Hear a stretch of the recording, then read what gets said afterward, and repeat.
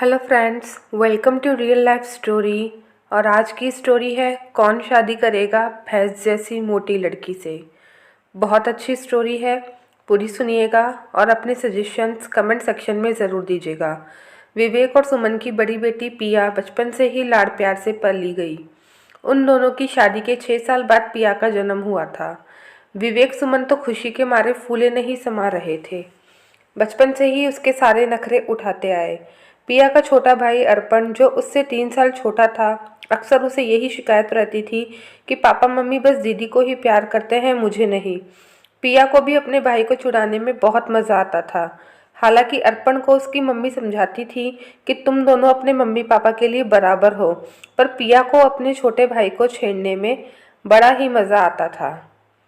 हंसते खेलते यूं ही दोनों बड़े होते गए। पिया पढ़ लिख कर एक बैंक में अच्छी नौकरी पर लग गई। माँ बाप को शादी की चिंता सताने लगी। एक दिन बातों ही बातों में विवेक ने अपने दोस्त राकेश से पिया की बात की। राकेश का बेटा केशव भी एक अच्छी कंपनी में अच्छे पद पर था और परिवार भी देखा भाला था। दोनों को ये रिश्ता पसंद आया। परिवार से विचार विमर्श करने के बाद उन दोनों का रिश्ता पक्का कर दिया गया। पिया और केशव भी इस रिश्ते से खुश थे।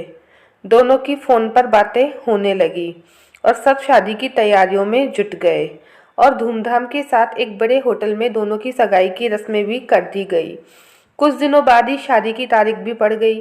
सब कुछ बड़ा अच्छा चल रहा था, पर विवेक अपनी बेटी के चेहरे पर वे उमंग नहीं देख पा रहे थे।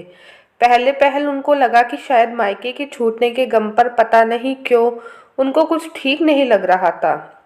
चहकती सी रहने वाली पिया अचानक थोड़ी सी परेशान दिखाई देने लगी।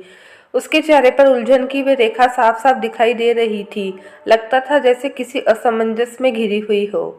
विवेक अपनी बेटी को अच्छे से जानते थे। उनको समझने में देर नहीं लगी कि बात कुछ और है। उन्होंने निश्चय किया कि वे अपनी बेटी से इस बारे में बात जरूर करेंगे।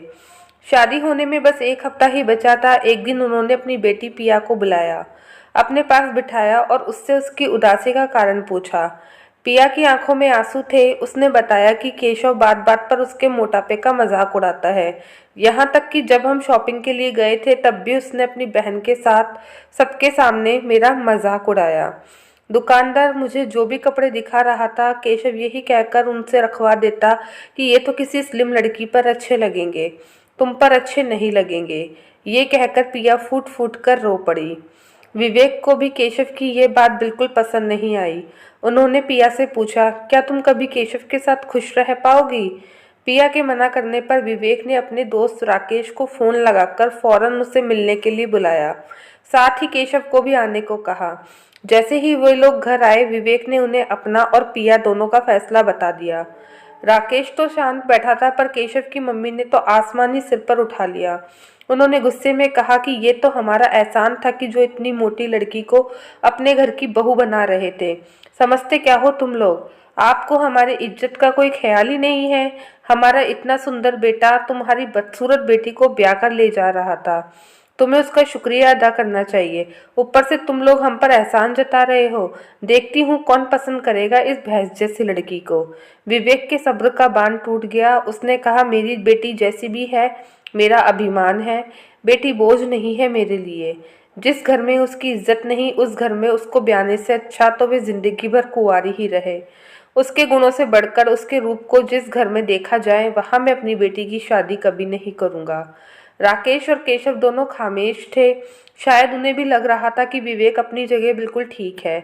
और तभी विवेक ने कहा कि अब आप लोग यहाँ से जा सकते हैं और आज से केशव का और मेरी बेटी का रिश्ता यहीं पर ही खत्म होता है और मैं ऐसे घर में मेरी बेटी को बिल्कुल भी नहीं ब्याऊंगा।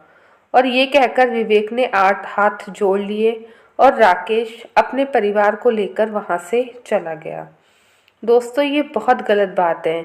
अगर हम किसी लड़की से सगाई करके बाद में उसमें कुछ कमी निकालते हैं तो ये बहुत ही गलत चीज़ है। अगर आपको गलत लगती है ये चीज़ तो कमेंट सेक्शन में ज़रूर बताइएगा।